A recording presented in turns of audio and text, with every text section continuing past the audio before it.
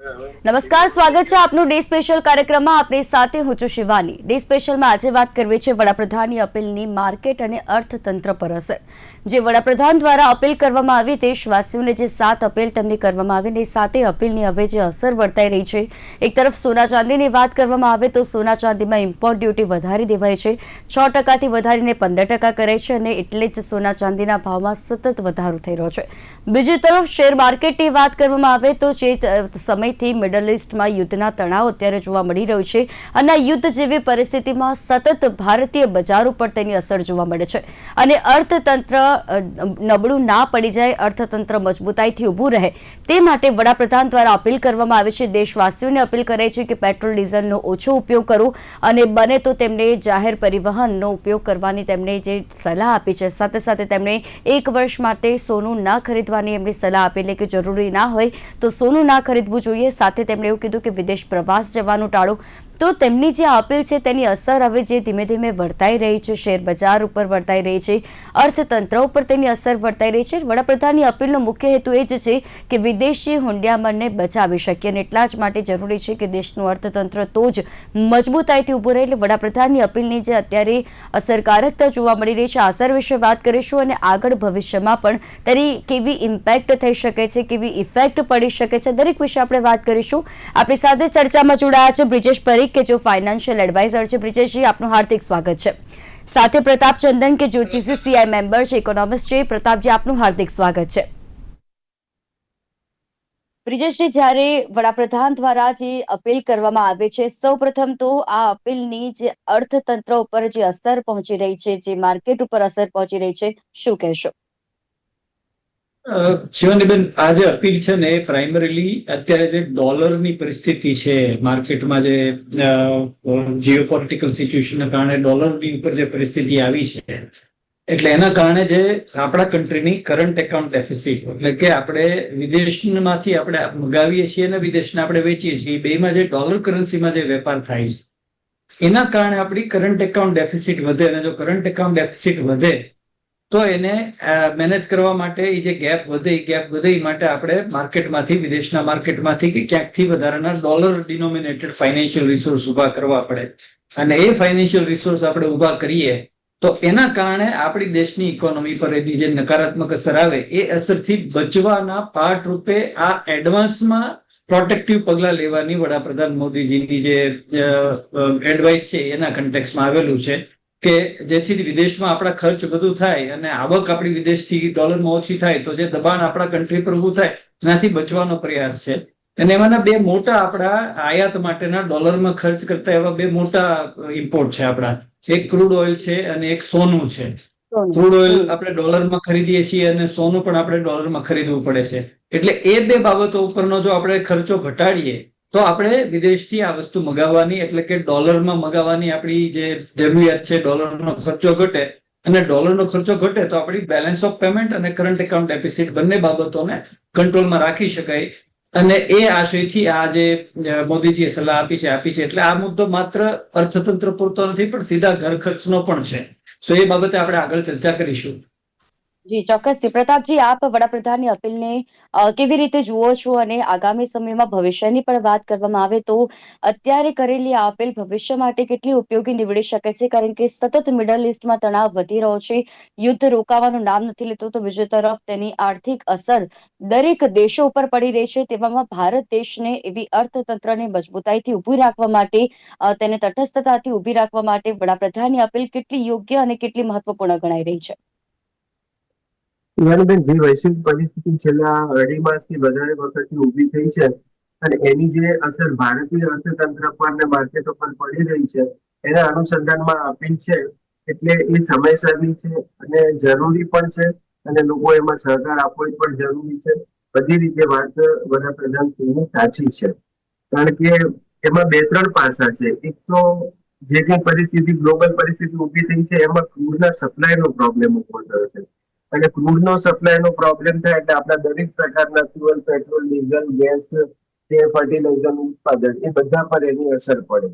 એટલે એના સપ્લાયનો પણ પ્રોબ્લેમ થાય, એનું પડતરનો પણ, એનું કોસ્ટિંગનો પણ પ્રોબ્લેમ ઉભો થયો છે. અને ગમે ત્યારે સરકાર પેટ્રોલ ડીઝલના ભાવ જે નથી વધાર્યા, અમુક કોમર્શિયલ ગેસ વગેરેના વધાર્યા છે, પણ મોટા ભાગે સામાન્ય વપરાશની વસ્તુના નથી વધાર્યા પેટ્રોલ ડીઝલના. એ વધારવાનું વિચારી રહી હોય એવું લાગે છે.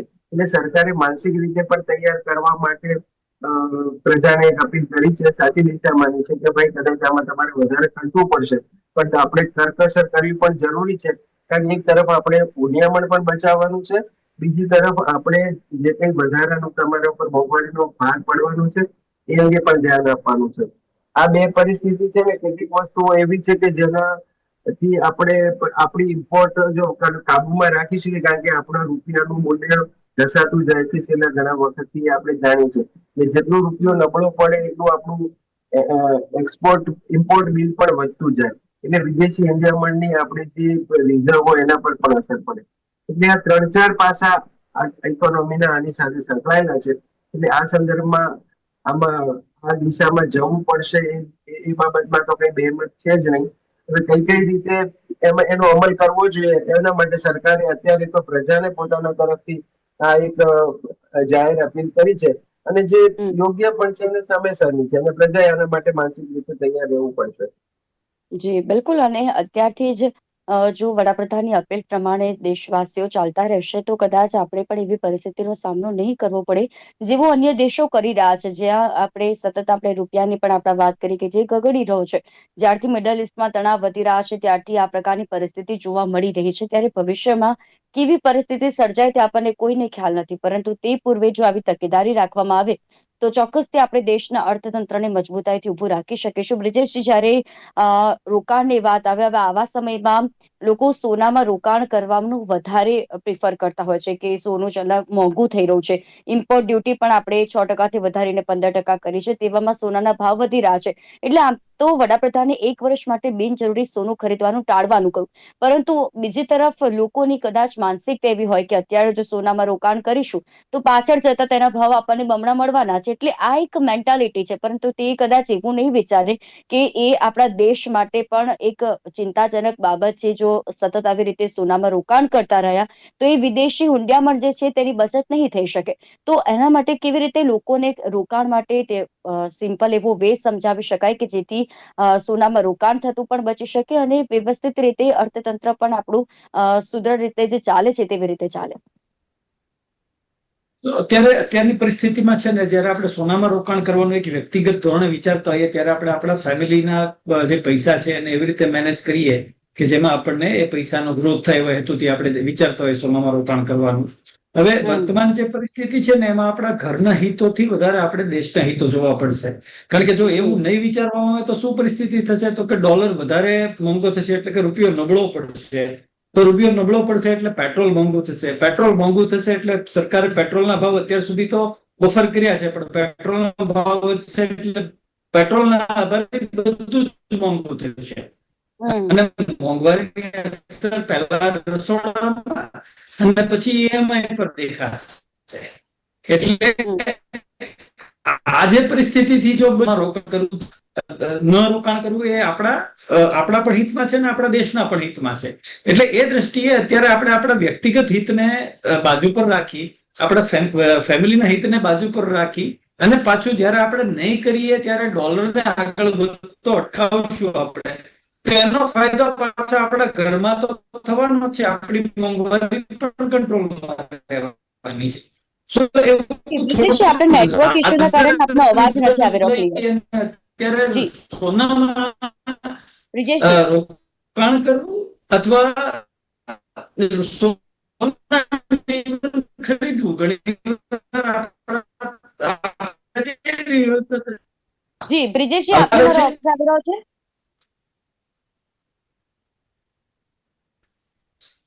તમે આગળ વધારો, હું બીજા મોબાઈલથી કનેક્ટ બ્રિજેશજી આપની પાસે આવીશ. પ્રતાપજી, જ્યારે આપણે પબ્લિક ટ્રાન્સપોર્ટની વાત કરી, ઇલેક્ટ્રિક વાહનો તરફ વળવાની વડાપ્રધાને વાત કરી, ત્યારે બીજી તરફ વાત કરીએ તો ઇથેનોલ બ્લેન્ડિંગ તેમજ ઇલેક્ટ્રિક વ્હીકલ આમાં કેટલા મદદરૂપ સાબિત થઈ શકે છે. અને અત્યારની જે આ પરિસ્થિતિ છે તેમાં વડાપ્રધાને પણ એવું કીધું છે કે તમે બને તેટલું પેટ્રોલ ડીઝલનો ઓછો વપરાશ કરો, તમે પબ્લિક ટ્રાન્સપોર્ટનો ઉપયોગ કરો. ત્યારે પેટ્રોલ ડીઝલના લઈને પણ શું કહી શકાય, આગામી સમયમાં ભવિષ્યમાં કેવા પરિસ્થિતિ માટે પણ તૈયાર રહેવું પડી શકે છે? જો બેન, મુખ્યત્વે છે ને 4 કોમોડિટી એવી છે કે જેના કારણે આપણા વિદેશી હુંડિયામણની રિઝર્વ પર એની અસર પડે છે અને આપણી હમ રૂપિયાની કિંમત પર પણ એની અસર પડે છે. એમાં સૌથી પહેલું ક્રૂડ ઓઇલ આવે છે.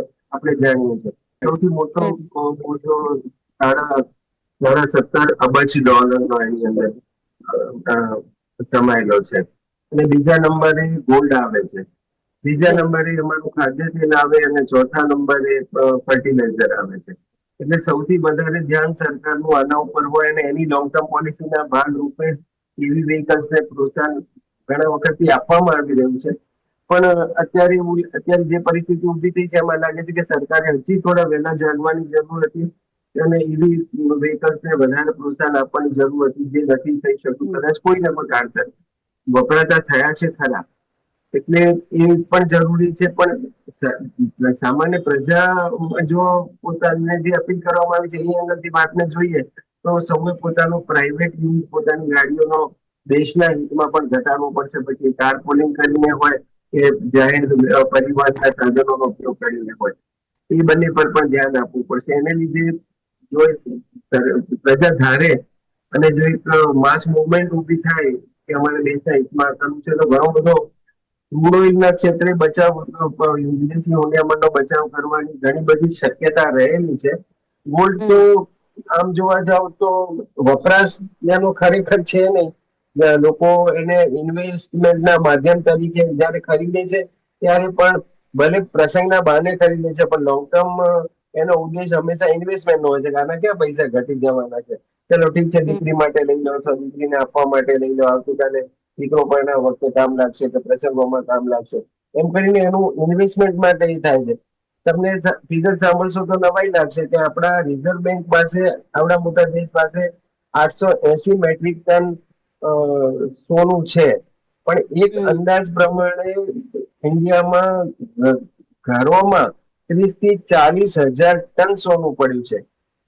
ઓહ કેટલા રિઝર્વ બેંકના પોતાના હોલ્ડિંગ કરતા બહુ મોટા પ્રમાણમાં છે. અને એ આમ જુઓ તો અનપ્રોડક્ટિવ છે. હમ એના માટે સરકાર પાસે કોઈ કલ્પનાશીલ યોજના સરકાર જો બહાર પાડે તો કદાચ એને હમ બહાર લાવી શકે. ભૂતકાળમાં ગોલ્ડ કંટ્રોલ એક્ટ હતો અને ગોલ્ડ બોન્ડ ઇસ્યુ કરવામાં આવ્યા હતા. એવું કંઈક હમ કરવામાં આવે અને ઇન્વેસ્ટમેન્ટના માધ્યમ તરીકે એને ડિસ્કરેજ કરવામાં આવે, એવા પગલા પણ લેવા જોઈએ. ડ્યુટી સરકારે વધારી છે, પણ એને કારણે તો એક ભય એવો પણ સેવાઈ રહ્યો છે કે કદાચ સ્મગલિંગને પ્રોત્સાહન મળે.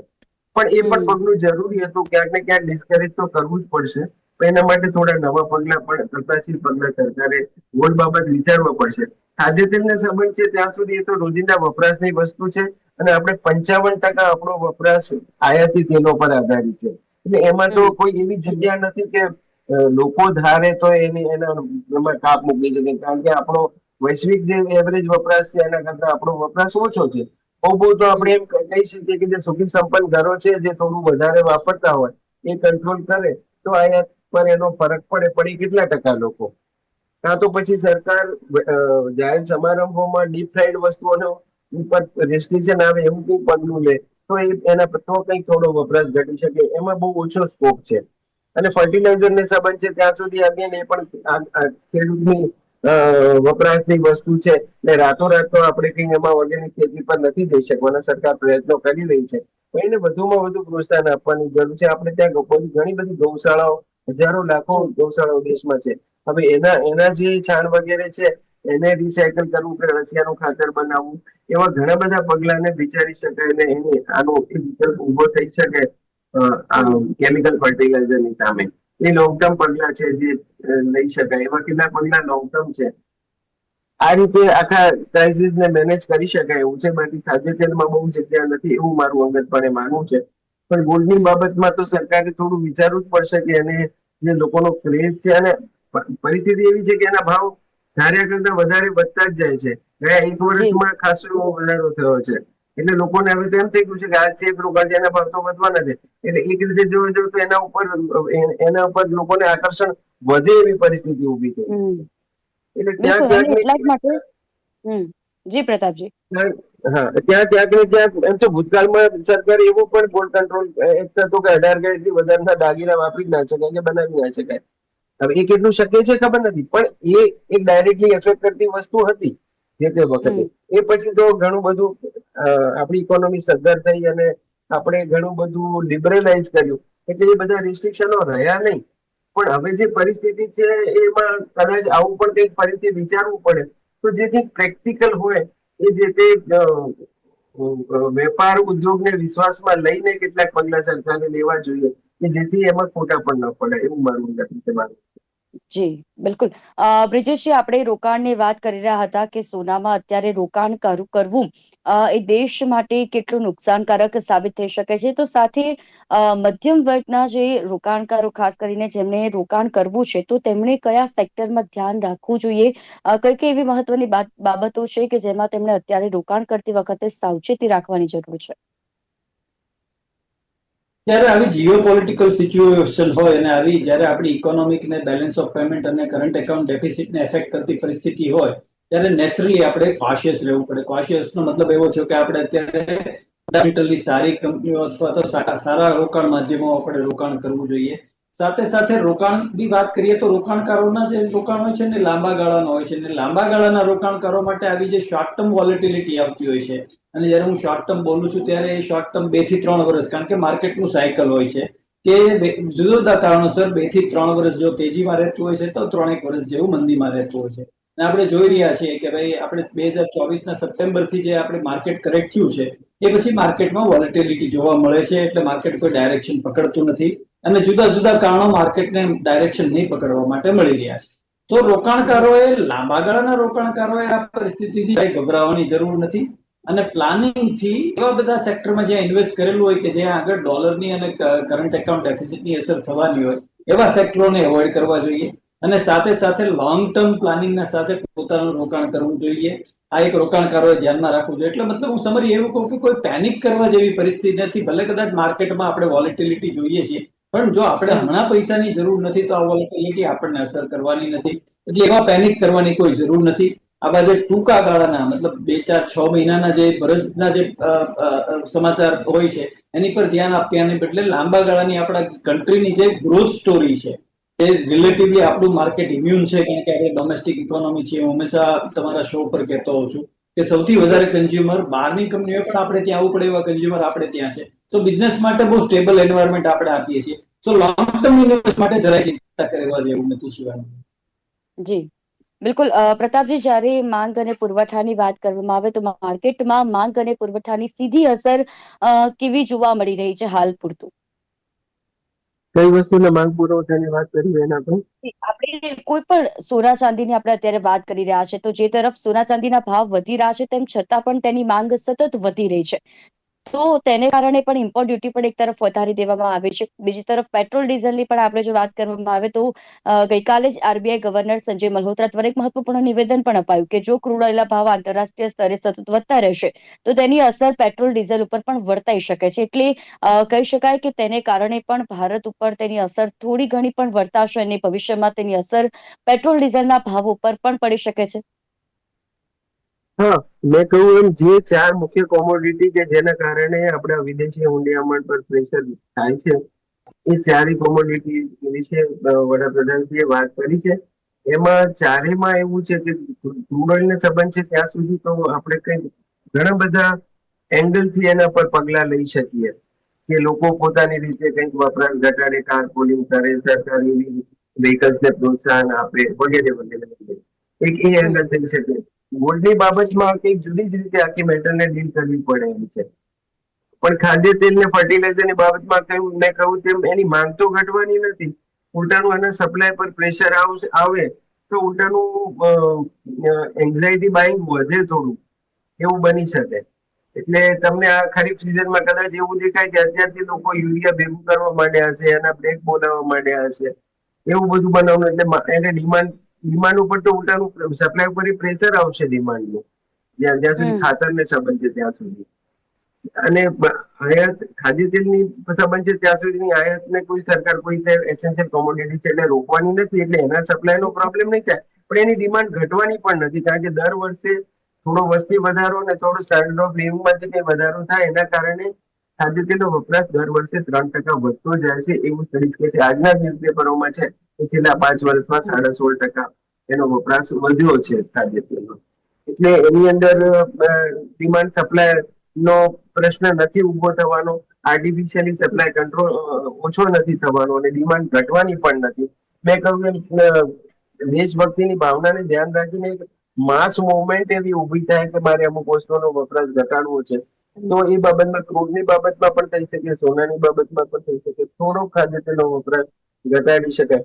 એક જમાનો એવો હતો, જેમ તમને પણ ખબર છે કે શાસ્ત્રીજી અપીલ કરી તો લોકો સોમવાર સાંજે ખાવાનું બંધ કરી દીધું હતું, કે ગાંધીજીએ જે તે સમયે વિદેશી કપડાની હોળી કરવાની કહી તો લોકો ત્યાગીને ખાદી ઉપર જતા રહ્યા હતા.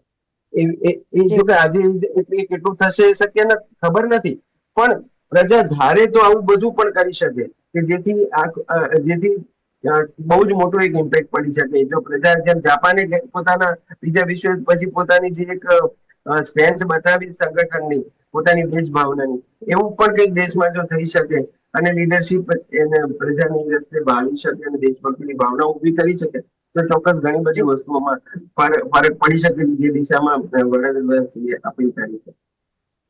જે ચોક્કસથી, અને જે પ્રકારે વડાપ્રધાનની અપીલ છે અને તેની અસર માર્કેટ ઉપર જે પ્રકારે જોવા મળી રહી છે, અર્થતંત્ર ઉપર અસર જોવા મળી શકે છે. અને જો આ અપીલ પ્રમાણે દેશવાસીઓ જો ચાલવા લાગશે તો કદાચ આપણા એવી પરિસ્થિતિ વેઠવાનો વારો નહીં આવે અને આપણી પરિસ્થિતિ કોઈ પણ મિડલ ઇસ્ટમાં જેવી પરિસ્થિતિ અત્યારે યુદ્ધની છે તેની વચ્ચે પણ આપણું ભારત દેશ અર્થતંત્ર તેની મજબૂતાઈ રહેશે અને તેવી જ રીતે ઉભું રહેશે. બ્રિજેશજી, પ્રતાપજી, આપ બંને અમારી સાથે વિશેષ ચર્ચામાં જોડાયા તે બદલ આપ બંનેનો આભાર. તો ડે સ્પેશિયલમાં આજે વાત હતી કે જે પ્રકારે વડાપ્રધાને કરેલી અપીલની અત્યારે માર્કેટ અને અર્થતંત્ર ઉપર અસર જોવા મળી રહી છે અને સતત જે માંગ અને પુરવઠાને બેલેન્સિંગ રાખવાનો સરકાર તરફથી પ્રયત્ન કરવામાં આવી રહ્યો છે. અને જે વપરાશની વાત કરવામાં આવે તો પેટ્રોલ ડીઝલના ભાવ જે છે તેને નિયંત્રણમાં રાખવા માટે તેનો વપરાશ ઓછો કરવાની વાત સરકારે કરી છે. જેમ વડાપ્રધાને અપીલ કરી કે તેનો ઓછો ઉપયોગ કરો, પબ્લિક ટ્રાન્સપોર્ટેશનનો ઉપયોગ કરો અને સાથે સાથે તેમણે ખાદ્ય તેલનો વપરાશ ઓછો કરવાની વાત કરી અને સોનું ઘટાડવાની વાત કરી કે જો સોનું આપણે જે ખરીદી રહ્યા છે 1 વર્ષ માટે બને તો સોનું ના જરૂરી હોય તો સોનું ના ખરીદો, તેમાં રોકાણ ના કરો. માટે દરેક વસ્તુ ધ્યાનમાં લેવાની જરૂર છે. આ જે કપરો સમય છે એમાં દરેક દેશવાસીઓ જો સાથે ઊભા રહેશે તો કોઈ પણ પ્રકારની પરિસ્થિતિ વેઠવાનો આપણે વારો નહીં આવે અને દેશનું અર્થતંત્ર મજબૂતાઈથી ઊભું રહેશે. ડે સ્પેશિયલના કાર્યક્રમમાં હાલ બસ આટલું જ. ફરી મળીશું નવા વિષયની સાથે. ત્યાં સુધી મને રજા આપશો. નમસ્કાર.